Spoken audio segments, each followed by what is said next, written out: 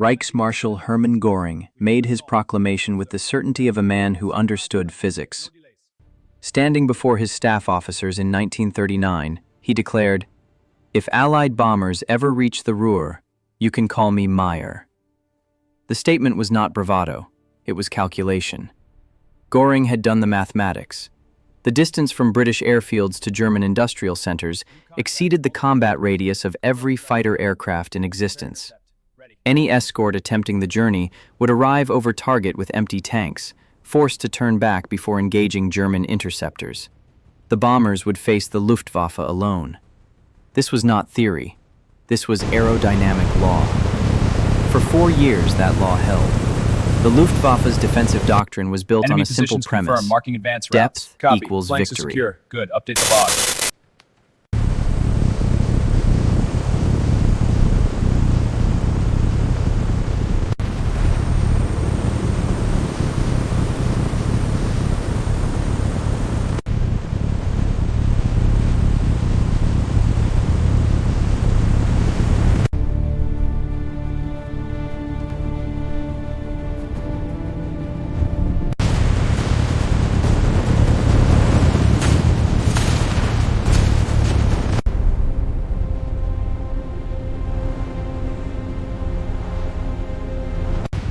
Hinge engine's hot. Cleared for takeoff. Gear up. Climbing out.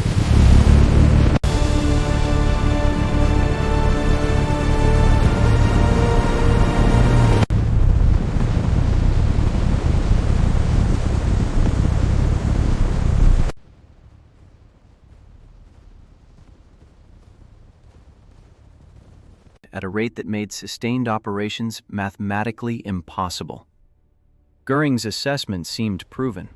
The Allies could build bombers faster than Germany could shoot them down, but without fighter escort over deep targets, attrition would grind the bombing campaign to paralysis. Then, in early 1944, single-engine fighter signatures appeared on Luftwaffe radar screens over Berlin. German controllers assumed equipment malfunction. The physics prohibited it. No single-engine aircraft possessed the fuel capacity to escort bombers from England to the Reich capital and retain combat capability. The controllers were looking at an impossibility. They were looking at the North American P-51 Mustang. This briefing will conduct a forensic examination of how a single aircraft design invalidated an entire defensive doctrine. We will analyze the engineering solutions that broke the range versus performance equation. We will reconstruct the operational collapse of the Luftwaffe fighter arm. And we will assess how strategic air superiority was achieved not through numerical superiority, but through what military analysts now classify as technological decapitation, the systematic destruction of an enemy's ability to contest airspace through precision application of capability overmatch. The German commanders were correct about the physics. What they failed to anticipate was that the physics could be rewritten. The P-51 Mustang was not an incremental improvement. It was an engineering revolution, wrapped in aluminum and armed with 6 50-caliber machine guns. It rendered 4 years of Luftwaffe defensive planning obsolete in less than 4 months. This is the technical autopsy of that revolution. The second Schweinfurt raid on October 14, 1943, represents the operational nadir of American strategic bombing doctrine. The 8th Air Force dispatched 291 B-17 Flying Fortresses to destroy ball-bearing production facilities deep in southern Germany. The target was legitimate. German war production relied on precision bearings manufactured at Schweinfurt. Destruction of these facilities would cascade through the entire industrial base.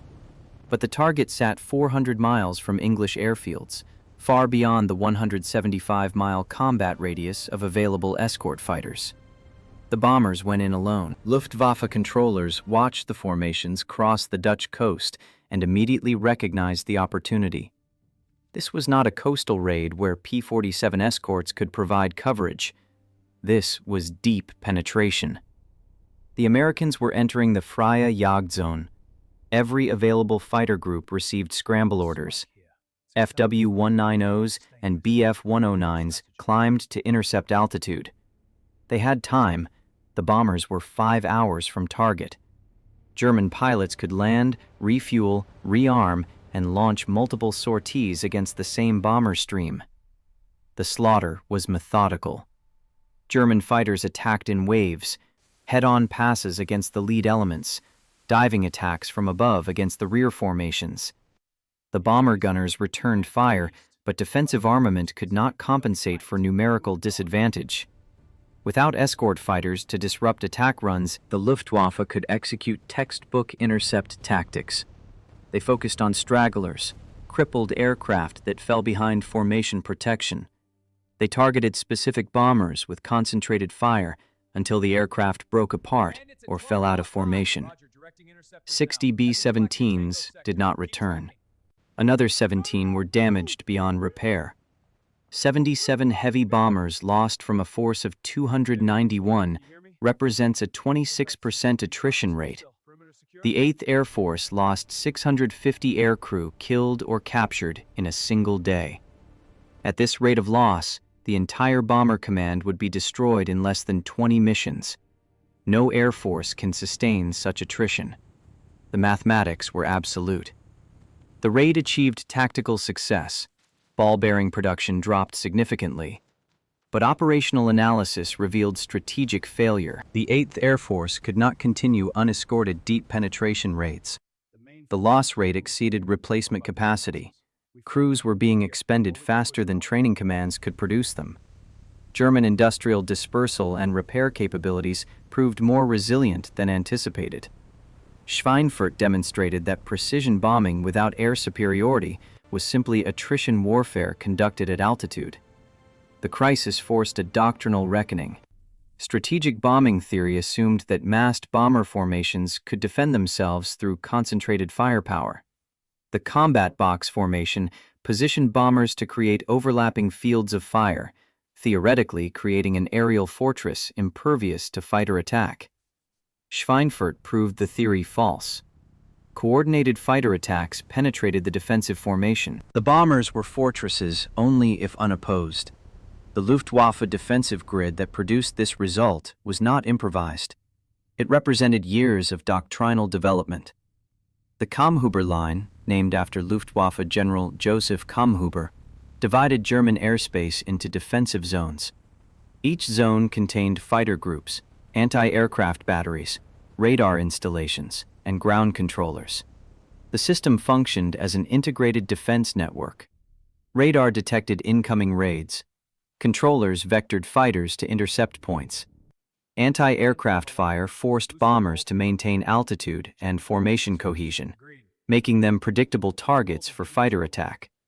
The defensive doctrine exploited a critical vulnerability: time and distance. Bomber formations flew at 180 miles per hour. They were visible on radar from 100 miles away. This gave German controllers 30 minutes of warning. Fighters could scramble, climb to altitude, and position for attack before the bombers reached target. The depth of German-controlled airspace provided multiple intercept opportunities. If the first wave of fighters failed to destroy the formation, second and third waves could attack during the return flight. German fighter pilots operated with significant tactical advantages. They fought over friendly territory. Damaged aircraft could attempt emergency landings at German airfields. Shot-down pilots could be recovered and returned to service. They could refuse combat if conditions were unfavorable. Low fuel, poor position, numerical disadvantage, and disengage to regroup. The bomber crews had no such flexibility. They flew predetermined routes on fixed schedules. They could not maneuver aggressively without breaking formation. They could not abort if intercepted.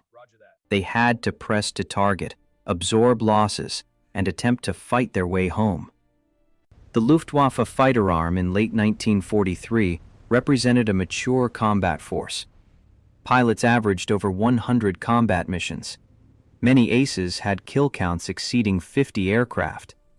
They flew aircraft optimized for bomber interception. The FW-190 carried heavy armament and possessed excellent roll rate for gunnery tracking, while the Bf-109 offered superior climb rate and altitude performance. Both aircraft outperformed Allied escort fighters in combat over German territory. Göring's confidence was justified by results. The deep penetration raids of 1943 were operational failures. The Americans could reach targets, but they could not sustain the loss rate. Without long-range fighter escort, strategic bombing was a war of attrition that favored the defender. The crisis demanded a solution. The 8th Air Force needed an escort fighter that could match the range of its bombers while maintaining combat performance against German interceptors. Existing aircraft could not meet both requirements. The P-47 Thunderbolt possessed excellent combat capability but limited range. The P-38 Lightning had range but proved vulnerable in turning combat at altitude. The RAF Spitfire was a superb dogfighter but lacked the fuel capacity for deep escort missions. The laws of aerodynamics appeared absolute. Range required fuel. Fuel required weight. Weight degraded performance. No aircraft could optimize all parameters simultaneously. The impossible triangle of range, speed, and maneuverability could not be squared, until North American aviation demonstrated otherwise. The North American P-51 Mustang represents a case study in rapid development under operational pressure. The British Purchasing Commission approached North American aviation in April 1940 with a requirement for a new fighter aircraft. The company had never designed a fighter. They were building trainers under license. The British needed aircraft immediately. The Battle of Britain was approaching. North American's lead designer, Edgar Schmood, proposed building a prototype in 120 days. The design that emerged was unconventional. Schmood rejected the blunt, powerful approach of contemporary American fighters. The P-47 Thunderbolt relied on brute force, a massive radial engine, heavy armament, rugged construction. It achieved performance through raw power. The P-51 pursued efficiency. Every element of the design focused on reducing drag and maximizing aerodynamic cleanness. The critical innovation was the laminar flow wing. Conventional wing designs accepted that airflow would transition from smooth laminar flow to turbulent boundary layer relatively quickly after the leading edge. Turbulence created drag. The solution was to delay the transition point as far aft along the wing chord as possible. The P-51's wing used a specific airfoil profile, the NACA 45-100 series, that maintained laminar flow over 60% of the wing chord under optimal conditions. This required extraordinary manufacturing precision. Surface imperfections, rivet heads, panel gaps, any disruption to the wing surface would trigger premature turbulence. The result was an aircraft with exceptionally low drag at cruise speeds. Reduced drag meant reduced fuel consumption. The same fuel load could carry the aircraft significantly farther than conventional designs. But the laminar flow wing delivered a secondary benefit: speed. With less drag resisting forward motion, the available engine power translated into higher velocity. The P-51 could cruise at speeds that required maximum power in other fighters. The initial production variants used the Allison V1710 engine. This power plant performed adequately at low altitude, but suffered severe power loss above 15,000 feet. The Allison's single-stage supercharger could not maintain manifold pressure at high altitude. As air density decreased, the engine literally suffocated. Over 20,000 feet, the P-51A was significantly underpowered compared to German fighters that operated routinely at 25,000 to 30,000 feet. The performance deficit threatened to render the aircraft obsolete before it entered service. Low-altitude tactical reconnaissance was acceptable. High-altitude bomber escort was impossible. The Allison Mustang could not climb to bomber altitude and maintain combat speed. It could not engage Luftwaffe fighters at their preferred operating height. The solution came from Britain. Rolls-Royce engineers recognized that the P-51 airframe possessed exceptional potential, limited only by power plant performance. They proposed mating the Mustang airframe with the Rolls-Royce Merlin engine, the same power plant used in Spitfires and Lancasters. The Merlin featured a two-stage, two-speed supercharger that maintained power output to 30,000 feet. At altitude, the Merlin produced 1,650 horsepower compared to the Allison's 1,000 horsepower. The marriage of Merlin engine and Mustang airframe created the P-51B. The transformation was immediate and dramatic.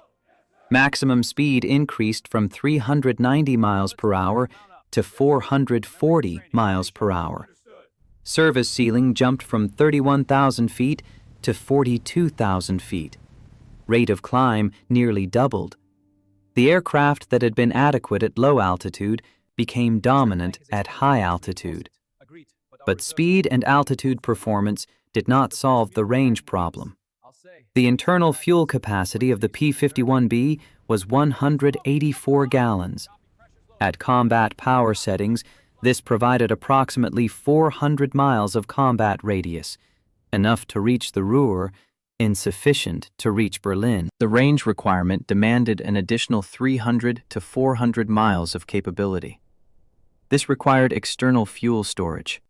Drop tanks were not new technology. External fuel tanks had been used since the 1930s, but their application to long-range escort missions required solving several technical challenges. The tanks had to be aerodynamically clean to avoid excessive drag penalties. They had to feed fuel reliably to the engine at altitude, where low air pressure complicated fuel transfer. They had to be jettisoned cleanly when empty or when combat was imminent. And they had to be cheap enough to be expendable. Each escort mission would drop hundreds of tanks over enemy territory. The solution was brutally pragmatic. Engineers developed pressed paper tanks. These were not sophisticated metal structures. They were cardboard impregnated with resin and coated with sealant. A 108-gallon paper drop tank cost approximately $30 to manufacture. It could be produced by furniture factories with minimal retooling. The tanks were designed to be discarded. If combat developed, the pilot flipped a switch, the tank fell away, and the aircraft's drag profile returned to clean configuration. The fuel system integration was more sophisticated. The P-51's fuel system included a selector valve that allowed the pilot to draw from external tanks first, preserving internal fuel for combat. At altitude, atmospheric pressure was insufficient to push fuel from the external tank to the engine. The solution was to pressurize the drop tanks using bleed air from the engine supercharger. This maintained positive pressure differential, ensuring reliable fuel flow even at 30,000 feet. With two 108-gallon drop tanks, the P-51B's total fuel capacity increased from 184 gallons to 400 gallons. Range increased proportionally. Combat radius extended from 400 miles to over 850 miles. Berlin was 600 miles from English airfields. The P-51 could escort bombers to the target, maintain station during the bomb run, engage German fighters, and return to base with fuel reserves. The range breakthrough invalidated Luftwaffe defensive planning. German doctrine assumed escorts would turn back at the edge of their operational radius. Controllers could predict exactly where Allied fighters would disengage. Beyond that line, bombers were unprotected. The P-51 eliminated that line. There was no safe zone. Bombers now had escort coverage throughout the entire mission profile, but range alone was insufficient. The escort had to survive combat. German fighters had to be neutralized or destroyed. The P-51 had to win the dogfight. The aircraft's combat performance derived from its power-to-weight ratio and aerodynamic efficiency. The Merlin engine produced 1,650 horsepower. The aircraft's combat weight was approximately 9,200 pounds. This yielded a power-to-weight ratio of 0.18 horsepower per pound, competitive with the FW-190 and superior to the BF-109. But the critical advantage was sustained performance. The laminar flow wing maintained efficiency through the full flight envelope. Drag remained low during high-G maneuvers. The aircraft did not bleed energy in hard turns the way conventional fighters did. Wing loading, The ratio of aircraft weight to wing area was 39 pounds per square foot. This was lower than the P-47's 46 pounds per square foot and the FW-190's 42 pounds per square foot. Lower wing loading translated to better turn performance. The P-51 could sustain tighter turn radius at equivalent speed. In horizontal turning combat, the aircraft with lower wing loading forces the opponent to either accept an inferior turn circle or sacrifice speed to match the turn radius. The armament package was overwhelming. 6 Browning M250 caliber machine guns, 3 per wing, with 1,880 rounds total ammunition. Rate of fire was 800 rounds per minute per gun. Combined firepower was 4,800 rounds per minute. The ammunition load provided approximately 24 seconds of continuous fire. The guns were harmonized to converge at 300 yards, the optimal range for deflection shooting in fighter combat. The gun sight was a critical component. The K-14 gyroscopic sight calculated lead angle based on target range and angular velocity. The pilot positioned the illuminated pipper on the target. The sight automatically adjusted the aiming point to account for bullet trajectory and relative motion. This dramatically improved hit probability, particularly in deflection shots where the target was crossing the fighter's flight path rather than flying directly ahead. Control harmony, the balance between aileron, elevator, and rudder forces, was exceptional. The P-51 responded predictably to control inputs across its speed range. Many fighters became increasingly difficult to control at high speed as aerodynamic forces increased. The Mustang maintained consistent control feel from 200 miles per hour to maximum velocity. This allowed pilots to maneuver aggressively at combat speeds without fighting the aircraft. Visibility from the cockpit was superior to German contemporaries.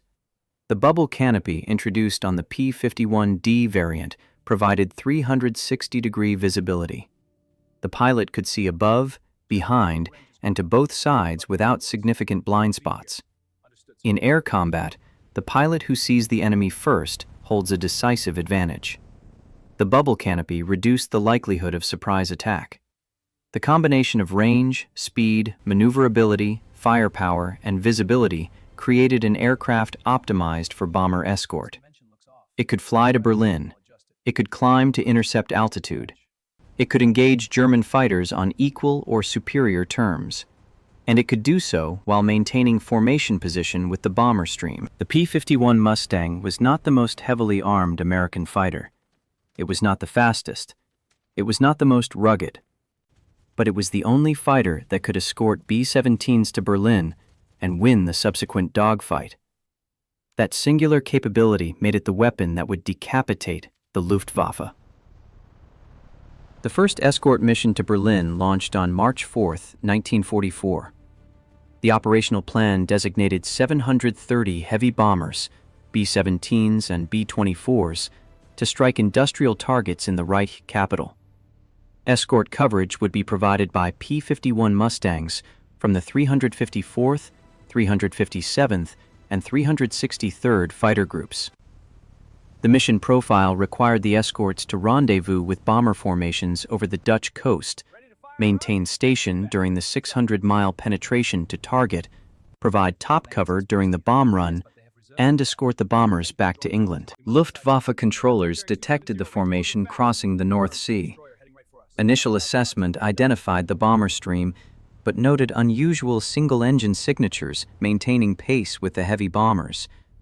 Controllers assumed these were P-47 Thunderbolts that would turn back before the bombers reached German territory. Standing orders directed fighter groups to delay intercept until the escorts reached their operational radius and disengaged.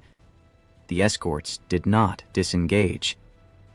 As the bomber stream crossed into German airspace, the single-engine signatures remained in formation.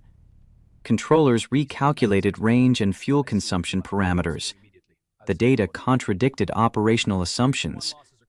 No single-engine fighter possessed sufficient range to escort bombers this deep into the Reich.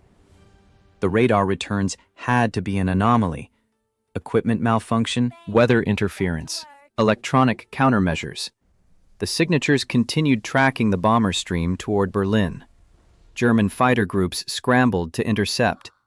The tactical plan called for assembling large fighter formations, Gefechtsverbände, that would attack the bomber stream in coordinated waves. Massed attacks could overwhelm defensive firepower and break up the bomber formation. Isolated bombers were vulnerable targets. The doctrine had proven effective throughout 1943. But the doctrine assumed unescorted bombers. The first German fighter formation climbed to intercept altitude and positioned for a head-on attack against the lead bomber group. Standard procedure. As the fighters committed to the attack run, P-51s dove from above. The escorts had been positioned 5,000 feet above the bombers, maintaining energy advantage. When the German fighters fixated on the bombers and began their attack, they lost situational awareness of the escorts. The P-51s engaged before the German fighters could complete their attack run.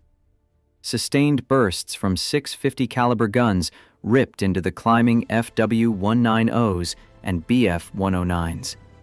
Several German aircraft broke away, trailing smoke. The formation scattered. The bomber attack was disrupted before reaching firing range. This sequence repeated across the entire bomber stream. German fighters attempted to attack. American escorts intercepted. The Luftwaffe pilots faced a tactical dilemma they had never encountered over Germany. They had to fight their way through the escorts before engaging the bombers. This inverted the engagement geometry. Previously, bomber gunners were the primary threat. Now, enemy fighters held altitude advantage and could dictate engagement parameters. The P-51's performance at altitude neutralized German tactical advantages. The BF-109G could climb rapidly, but the Merlin-powered Mustang could match its climb rate and exceed it above 25,000 feet. The FW-190A possessed excellent roll rate, but the P-51's lower wing loading allowed tighter, sustained turns. German pilots could not rely on superior aircraft performance to disengage from unfavorable combat. The engagement over Berlin lasted approximately 45 minutes. Luftwaffe fighters made multiple attempts to penetrate escort coverage and attack the bombers. Most attempts were intercepted before reaching firing range. A few German fighters broke through and engaged bombers directly, but without coordinated mass attacks, individual fighters lacked the firepower to bring down heavy bombers quickly. The 8th Air Force lost 69 bombers from the 730 dispatched, a 9.4% loss rate. This was significant but sustainable. Critically, the loss rate was 1/3 of the Schweinfurt attrition. The presence of long-range escorts had fundamentally altered the attrition equation. German losses were severe. The Luftwaffe lost 66 fighters destroyed and an additional 20 damaged beyond repair. Pilot casualties included 43 killed and 17 wounded seriously enough to remove them from combat operations. These losses represented approximately 10% of available fighter strength in a single day. The attrition mathematics had reversed. Previously, bomber losses exceeded fighter losses. Defenders could trade favorable loss ratios, shoot down 3 bombers for every fighter lost, and claim tactical victory. The March 4th mission inverted that ratio. American fighter losses were 11 aircraft. The Luftwaffe lost 6 fighters for every American fighter destroyed. The operational implications were immediate. Luftwaffe commanders recognized that traditional intercept tactics were obsolete. Massed formations climbing to attack altitude were vulnerable to diving escorts. Fighters could no longer ignore American escorts and focus exclusively on bombers. The 2-stage battle, destroy escorts, then attack bombers, required fuel reserves that German fighters did not possess. By the time Luftwaffe fighters climbed to engagement altitude, fought through escort coverage, and repositioned to attack bombers, fuel states were critical. Extended combat was impossible. German defensive doctrine shifted to high-speed hit-and-run attacks. Fighters would climb to altitude, build speed in a dive, make a single high-speed pass against the bomber formation, and disengage before escorts could intercept. This tactic minimized exposure to American fighters, but sacrificed accuracy and coordination. Single high-speed passes rarely inflicted decisive damage on bomber formations. The March 6th follow-up mission to Berlin reinforced the tactical shift. The 8th Air Force dispatched 660 bombers with 800 fighter escorts. Luftwaffe resistance was lighter than expected. Controllers held fighter groups in reserve, attempting to identify gaps in escort coverage. No gaps existed. The P-51s maintained continuous coverage throughout the mission profile. German pilots reported a psychological dimension to the engagements. For 3 years, Luftwaffe fighters had owned German airspace. They could choose when and where to engage. They fought over friendly territory with secure lines of retreat. Now, American fighters were hunting them over Berlin. The defensive advantage had evaporated. Radio intercepts captured Luftwaffe pilot communications during engagements. Transmissions reflected confusion and tactical disorientation. Pilots requested permission to disengage. They reported fuel states reaching critical levels. They called out escort fighters diving from above. The organized, methodical intercept procedures of 1943 had devolved into fragmented, reactive combat. The Berlin raids demonstrated that strategic air superiority could be achieved through technological overmatch. The B-17 was not significantly improved from its 1943 configuration. Bomber defensive armament had not increased. Formation tactics were unchanged. The critical variable was escort coverage. The P-51 Mustang provided that coverage. But the March raids were only the beginning. The operational tempo increased. The 8th Air Force launched raids every day, weather permitted. Berlin, Leipzig, Brunswick, Augsburg, Regensburg. Every major industrial center came under attack. And every raid included long-range fighter escort. The Luftwaffe was forced to contest every mission. Failure to intercept allowed bombers to destroy industrial targets unopposed.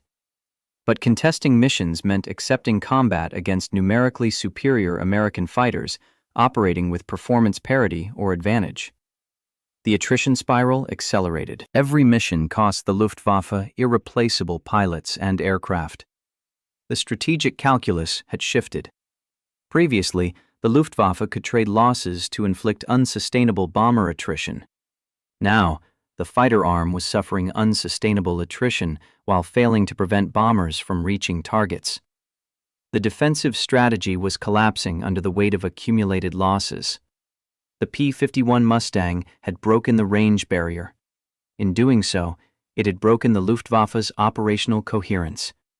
The impossible had become routine. American fighters escorted bombers to Berlin and returned to England with fuel to spare. The physical law Göring had relied upon no longer applied. The decapitation of the Luftwaffe fighter arm had begun. The attrition warfare that followed the Berlin raids was not a battle of aircraft. It was a battle of pilot production capacity. The Luftwaffe possessed adequate aircraft manufacturing. Factories could replace destroyed fighters within weeks, but pilots required months of training. Advanced combat pilots, the aces who formed the operational core of the fighter arm, could not be replaced at all. The German pilot training pipeline was already stressed before the P-51 entered combat. Fuel shortages restricted training hours. Instructors were pulled from training units to fill combat vacancies. New pilots arrived at operational squadrons with 150 flight hours, barely sufficient for basic aircraft handling, inadequate for combat maneuvering. The Luftwaffe compensated by clustering inexperienced pilots around veteran flight leaders. The aces carried the operational burden. This doctrine was sustainable when the Luftwaffe controlled engagement parameters. Experienced pilots could choose favorable combat and protect inexperienced wingmen. Over Germany in 1943, the veterans hunted. Rookie pilots learned by observation. Loss rates among experienced pilots remained manageable. The arrival of long-range escorts shattered this dynamic. Combat became unavoidable. Every bomber raid had fighter coverage. The Luftwaffe could not refuse battle without ceding the skies entirely, and the P-51s specifically targeted experienced pilots. American fighter tactics evolved to exploit German squadron structure. Escort flights identified German formations by their defensive behavior. Tight, disciplined formations indicated veteran units. Loose, ragged formations suggested inexperienced pilots. The escorts prioritized engaging the veteran units. Destroying the lead aircraft disrupted the entire formation. Rookie wingmen without experienced leadership often broke formation and fled. The targeting was methodical. Flight leaders were identifiable by position. They flew at the front of the formation. They were identifiable by behavior. They maneuvered aggressively, sought favorable position, pressed attacks. American pilots learned to recognize and prioritize these targets. Kill the leader, scatter the formation, destroy the scattered remnants. The attrition curve steepened through spring 1944. March losses: 56 pilots killed, 23 wounded. April losses: 43 killed, 20 wounded. May losses: 50 killed, 25 wounded. These were not abstract statistics. These were the operational cadre. Pilots with 100-plus combat missions, squadron commanders, flight instructors. The Luftwaffe was bleeding expertise at a rate that training commands could not replace. Tactical proficiency degraded in direct correlation with pilot experience. In January 1944, the average Luftwaffe fighter pilot had 75 combat missions. By June 1944, the average had dropped to 40 missions. By September, it was 20 missions. Inexperienced pilots made predictable errors. They fixated on single targets and lost situational awareness. They failed to check 6 o'clock before committing to attack. They flew predictable flight paths. They panicked under fire and made the situation worse by attempting impossible escape maneuvers. The American kill ratio reflected this.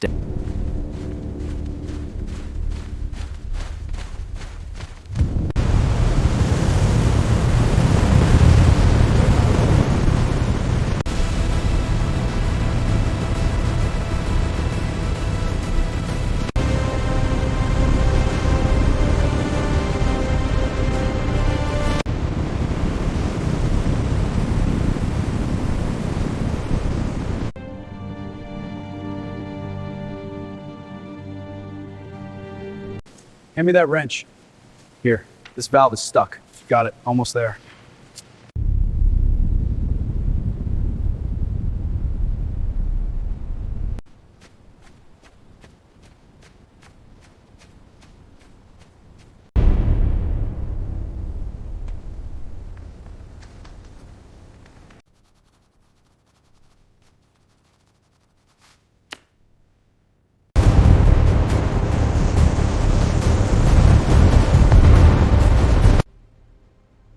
Were slower and less maneuverable than standard fighters.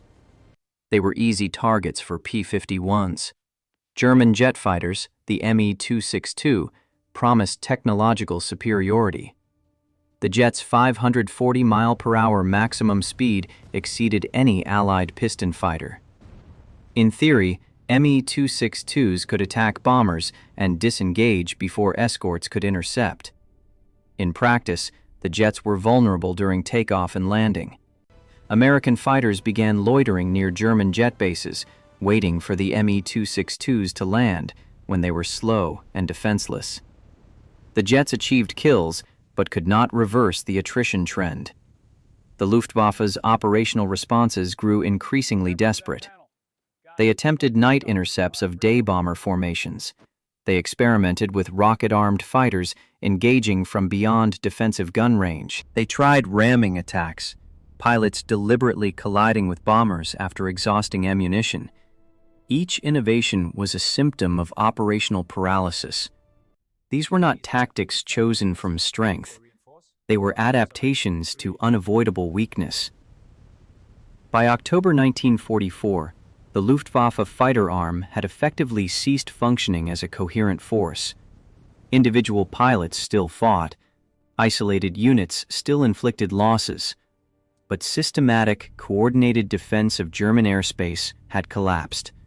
The 8th Air Force flew missions with bomber losses below 3%, statistically lower than training accident rates. Crews had higher probability of dying in non-combat aircraft failures than from German defensive fire. The attrition mathematics were unambiguous. From January through December 1944, the Luftwaffe lost approximately 13,000 fighter pilots killed in action. The pilot training system produced approximately 3,000 replacement pilots during the same period. The deficit of 10,000 pilots represented the complete destruction of the experienced pilot pool.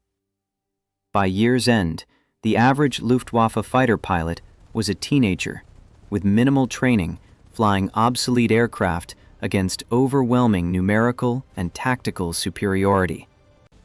The P-51 Mustang's contribution to this collapse was not solely measured in kill counts. The aircraft's extended range forced the Luftwaffe to defend everywhere simultaneously. There was no safe zone, no area where German aircraft could train or regroup without risk of interception. American fighters ranged across Germany, attacking airfields, strafing ground targets, engaging any Luftwaffe aircraft that attempted flight. The fighter arm was under constant pressure, with no opportunity for reconstitution. The strategic impact extended beyond the air war. With air superiority secured, Allied tactical air power could operate freely over the Normandy invasion beaches in June 1944. Luftwaffe interdiction of the landings was negligible. German ground forces fought without air support, while Allied aircraft attacked with impunity. The collapse of the Luftwaffe fighter arm had created conditions for successful ground invasion. The decapitation was complete. The Luftwaffe still existed on organizational charts. Aircraft were still being produced, pilots were still being trained, but the fighting force that had dominated European skies from 1939 to 1943 no longer existed. It had been systematically destroyed through precision application of technological advantage. The P-51 Mustang had not won through superior numbers. American fighter production was substantial, but the Luftwaffe was not overwhelmed by quantity. It was defeated by capability overmatch at the critical operational node, long-range bomber escort. The German commanders had been correct about the physics. Escort fighters could not reach Berlin with existing technology. Their error was assuming the technology was immutable. The P-51 rewrote the equation, and in doing so, it eliminated the defensive advantage that Göring had considered absolute. The operational analysis is unambiguous. The Luftwaffe was defeated by engineering solutions to tactical problems. The laminar flow wing reduced drag. The Merlin supercharger maintained power at altitude. The drop tank extended range. These were not conceptual breakthroughs. They were applications of existing technology configured to solve a specific operational requirement. Escort B-17 bombers to Berlin and win the subsequent air combat engagement. The strategic implications exceeded the tactical implementation. Air superiority was not achieved through attrition of aircraft. It was achieved through attrition of expertise. The Luftwaffe could replace fighters. It could not replace experienced pilots at the rate they were being destroyed. The P-51 Mustang forced continuous combat under conditions that favored the attacker. The defender had no opportunity to reconstitute forces, train replacements, or recover operational capability. The German High Command's assessment was technically sound within the constraints of 1943 technology. Their failure was assuming those constraints were permanent. Military planning that assumes technological stasis is planning for defeat. The side that innovates operationally relevant capability first achieves decision advantage. The P-51 represented that innovation. It invalidated an entire defensive doctrine by eliminating the range limitation that doctrine exploited. The broader lesson applies beyond 1944. Strategic advantage is temporary. Capability overmatch is temporary. The opponent will adapt, innovate, and neutralize existing advantages.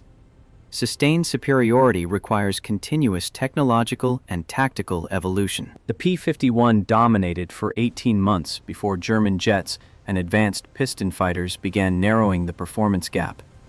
Had the war continued, the Mustang's advantages would have eroded. Dominance is always transient. The final assessment. The Luftwaffe was not destroyed by courage, numbers, or industrial capacity. It was destroyed by a fuel tank and a supercharger mounted on an airframe designed by a team that had never built a fighter before 1940. The margin of victory was measured in gallons of fuel and pounds of manifold pressure. The strategic outcome was decided by engineers, not generals. Göring could call himself Meyer. Allied bombers reached Berlin. They reached it escorted by fighters he believed could not exist. The physical law held.